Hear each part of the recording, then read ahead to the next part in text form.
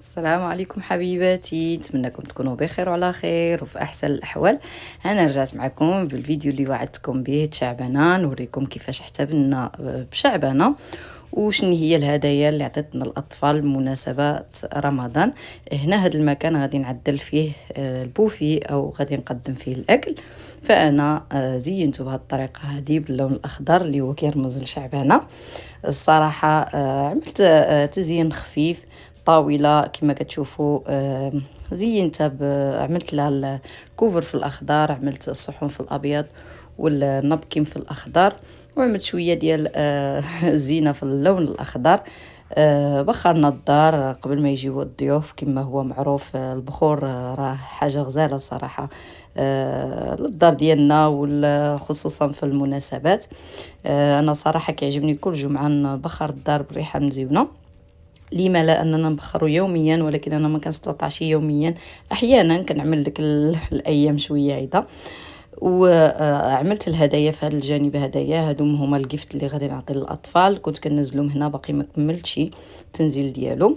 غادي نوريكم دابا الاشياء اللي حضرت في هذه المناسبه هذه بالنسبه للاكل، ومن بعد غادي نمر باش نوريكم باختصار الهدايا. فهذه هي الطاوله كانت هيدا بالنسبه للتقديم كان بهذه الطريقه هذه. وبغيت نشير لواحد النقطة، كاين بعض الناس اللي كيقول لك أن شعبنا هي فقط يعني بدعة أو يعني شي حاجة في بحال هذا الشيء. فأنا كنشوف أي حاجة حنا كنحتفلوا بها وكنفرحوا بها وأننا كنتجمعوا كنصلوا الرحم، ما كتعتبرش بدعة، بالعكس. فاحنا كنتجمعوا وكنحتفلوا وكنصلوا الرحم وكنفرحوا الوليدات. فهذا في حد ذاته شي حاجة اللي هي كبيرة عند الله ومزيانة بزاف. فلما لا أننا نحتفلوا مرة ومرة من دون أننا نسميو الأسماء شعبانة ولا غيرها. فمن بعد يعني ما عملنا الكاسكروت أو ميريندا أو كلينا، لأنه كانت شعبانة عندي مع عيد ميلاد الأطفال، فكان احتفالين في وقت واحد. تبارك الله وقت طويل وحنا مجموعين الحمد لله وتجمعنا في الخير وفرحنا وعملنا الحناني. انا للاسف ما صورتكمش المكان د الحنه قبل، صورتكم بعد الروينه كنا سالينا صافي. حنينا وجمعنا وطوينا، عملنا العيال الفرحه د رمضان، عملنا لهم الحنه، عملنا الجلسه د الحنه وعملنا التقاليد ديالنا المغربيه وحنينا. وهنايا غادي نوريكم الافكار ديال الهدايا د رمضان لوليداتنا باش يبقاو كيعرفوا الاعياد ديالنا ويفرحوا بها. هنا عملت هاد الباكس هادو اللي كتشوفوا، شريتهم من علي اكسبريس، فيهم مكتوب كل عام وانتم بالف خير، وكاين اللي مكتوب فيهم عيد سعيد او عيد مبارك. هنا هادو ما الصلايات او السجادات ديال الصلاه، مكتوب فيهم سجادة صلاة ابنتي كاين في الغوز. الخطوة الأولى للصلاة كاين في الغوز، وهذا وكاين في الشيبي أو في الزريرق، وهذه البيسة ديال الصلاة كما كتشوفوا حتى هي في الغوز. هادو بالنسبة للبنات. وهنايا هذا الكتاب هذا فيه الكلمات ديال القرآن باللغة العربية، وفيه بعض الكلمات كل حرف كيعطيوك الكلمات باش كتحفظ انت، باش الاطفال كيحفظوا يعني كيتعلموا اللغه العربيه. فهاد السجاده ما نقدرش لبسه الصلاه ما نقدرش نفتح لكم. وريت لكم الشكل ديالها، كاين في الشيبي وفيه الوريدات في الغوز، وكاين في الغوز كامله، وهي هذه اللي شريت انا في الغوز كامله وفيها الوريده في الشيبي، وعندها ديك الباندا الراس في الشيبي. وهنا هذا البازلز، هذا البازل هذا ديال تعليم الصلاة بالنسبة للإناث كما كتشوفوا. كل هذا فئة، كاين ديال الأطفال ديال البنات وكاين ديال الأولاد. وهادو ديال الأولاد كما كتشوفوا هذا الباك هذا خاص بالطفل يعني. فيه السجادة ديال الصلاة. هنا غادي نفتح لكم وحدة باش تشوفوها. السجادة وكيجي معها التسابح.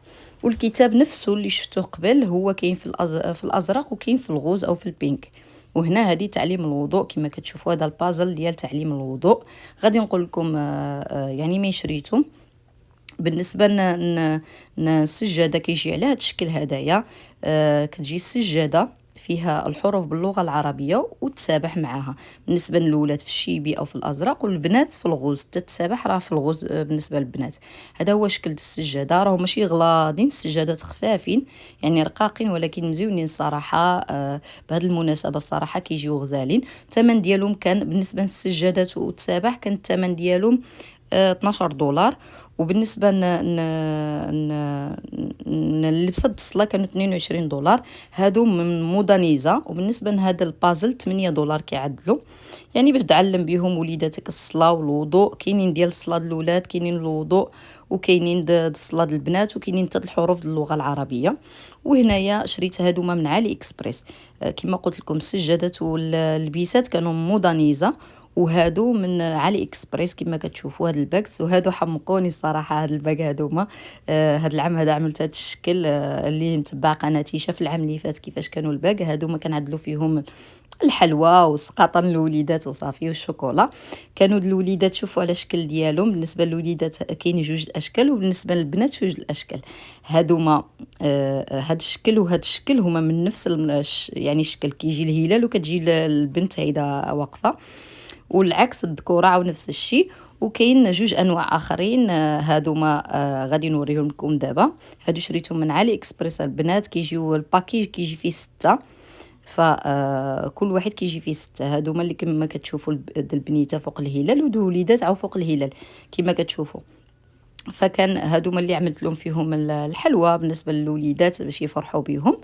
وكانوا هادوما هما الهدايا هاد العام. هادوما عملت لهم كل وحده وكل واحد، كل طفل الباك ديالو، حتى البنيتات ديالي عملت لهم باش يفرحوا. والعام اللي فات اللي شاهد معايا كان عندي هاد الباك هادوما، كنت عطيتهم للاطفال ديال المدرسه والاصدقاء ديال اخرين. وبالنسبه للبوكس اللي عملت فيهم كنت يعني الحلوى، كانوا هما هادوما.